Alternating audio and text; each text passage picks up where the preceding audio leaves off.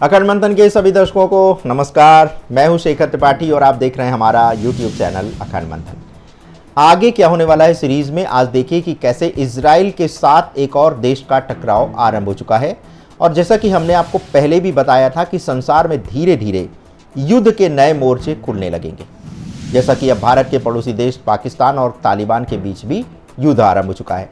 और अब ये सारे युद्ध के मोर्चे संसार को किस ओर ले जाने वाले हैं, इसी पर हम चर्चा करेंगे आज के अपने इस विशेष अंक में। सबसे पहले बात करते हैं तुर्की और इजराइल की। तो इजराइल और तुर्की के बीच भी संघर्ष अब आरंभ होने वाला है।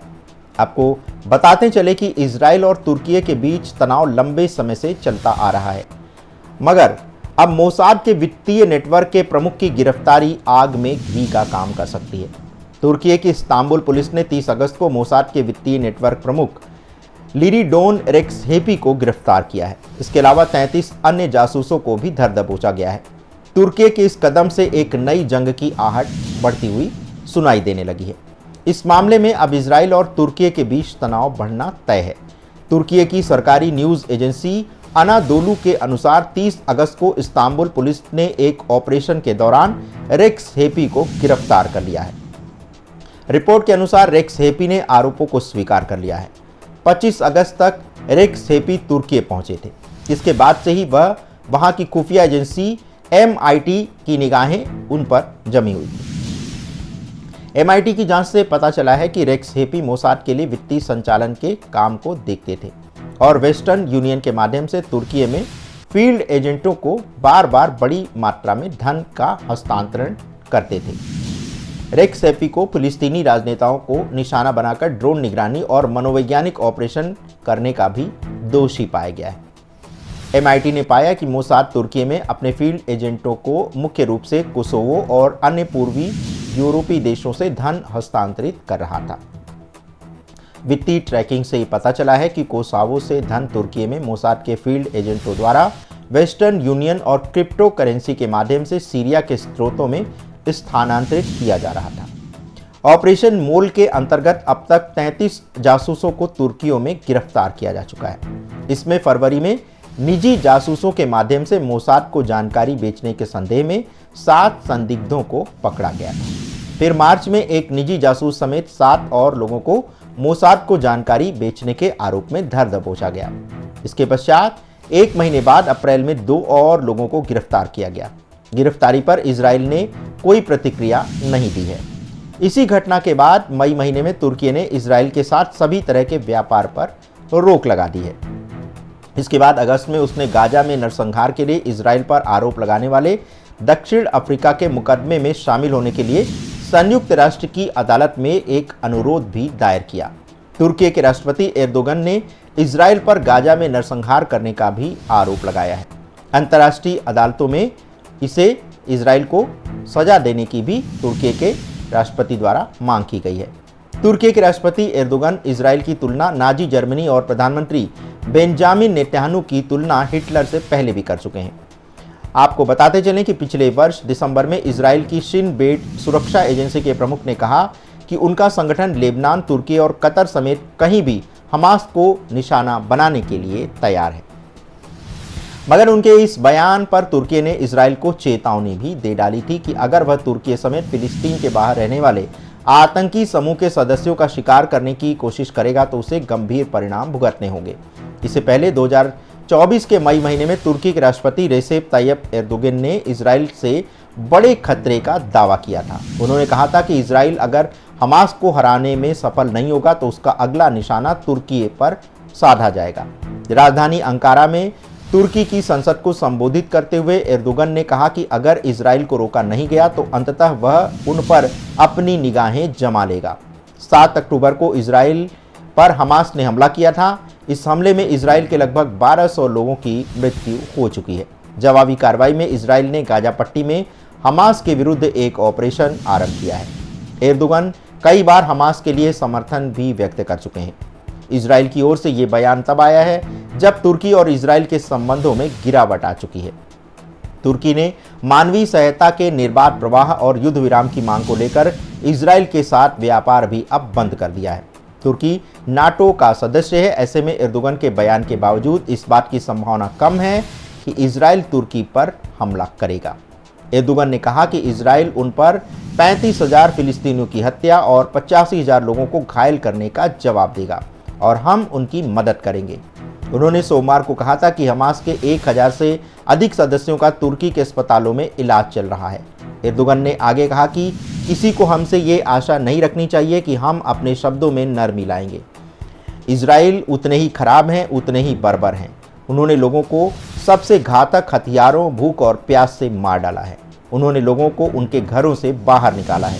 एर्दोगन ने इस्तांबुल में हमास नेता इस्माइल हानिये से भी तब मुलाकात की थी और इसके बाद उन्होंने फिलिस्तीनियों को इजराइल के खिलाफ एकजुट होने के लिए भी प्रोत्साहित किया था। युद्ध की शुरुआत के बाद से ही एर्दोगन इजराइल के खिलाफ मुखर रहे हैं। इजराइल की तुलना वह नाजियों और नेतन्याहू की हिटलर से भी कर चुके हैं। आपको बताते चलें कि मिडिल ईस्ट में इजराइल को घेरने में सभी मुस्लिम देश लगे हैं। हिजबुल्लाह जहां ईरान के समर्थन से इजराइल पर हमला कर रहा है, तो वहीं अब तुर्की ने भी इजराइल को धमकी दे डाली है। तुर्की के राष्ट्रपति रेसेप तैयब एर्दोगन ने रविवार को इजराइल के खिलाफ सैन्य कार्रवाई करने की भी धमकी अब दे डाली है, क्योंकि अब इजराइल और हिजबुल्लाह के बीच लगातार तनाव बढ़ता जा रहा है। एर्दोगन के बयान के जवाब में इजराइल ने एर्दोगन को चेतावनी भी दे डाली है। इजराइल ने कहा है कि एर्दोगन का अंजाम इराक के पूर्व राष्ट्रपति सद्दाम हुसैन जैसा होगा, जिसे फांसी दी गई थी। इजरायली विदेश मंत्री इजराइल काट्ज ने एक्स पर एक पोस्ट में कहा कि इजराइल पर हमला करने की धमकी देकर एर्दोगन सद्दाम हुसैन के नक्शे कदम पर चल रहे हैं। उन्हें ये याद रखना चाहिए कि वहां क्या हुआ और कैसे समाप्त हुआ। अपने ट्वीट में उन्होंने सद्दाम हुसैन और एर्दोगन की फोटो भी शेयर की है। काट्ज का बयान तब आया है जब एर्दोगन ने कहा कि तुर्की इजराइल में घुस सकता है, जैसे वह अतीत में लीबिया और नारगोनो कराबाख में घुसा था। यद्यपि उन्होंने ये नहीं बताया कि उनका हस्तक्षेप किस तरह का होगा। एर्दोगन इजराइल के गाजा में सैन्य अभियान के कट्टर विरोधी भी रहे हैं। अपने रक्षा उद्योग की प्रशंसा करते हुए उन्होंने एक भाषण के दौरान युद्ध पर चर्चा आरंभ की है। अपनी पार्टी की मीटिंग में एर्दोगन ने कहा है कि हमें मजबूत होना चाहिए ताकि इजराइल फिलिस्तीन के साथ ये हास्यास्पद चीजें ना कर सके। हम जैसे कराबाख में घुसे, जैसे लीबिया में घुसे, वैसे ही अब भी हम कर सकते हैं। ऐसी कोई कारण नहीं कि हम ऐसा ना कर पाएं। हमें मजबूत रहना चाहिए ताकि हम ऐसे कदम उठा सकें। हालांकि एर्दोगन के इस बयान पर इजराइल की अभी कोई आधिकारिक प्रतिक्रिया नहीं आई है। एर्दोगन तुर्की की ओर से अतीत में उठाए गए कदम की चर्चा कर रहे थे।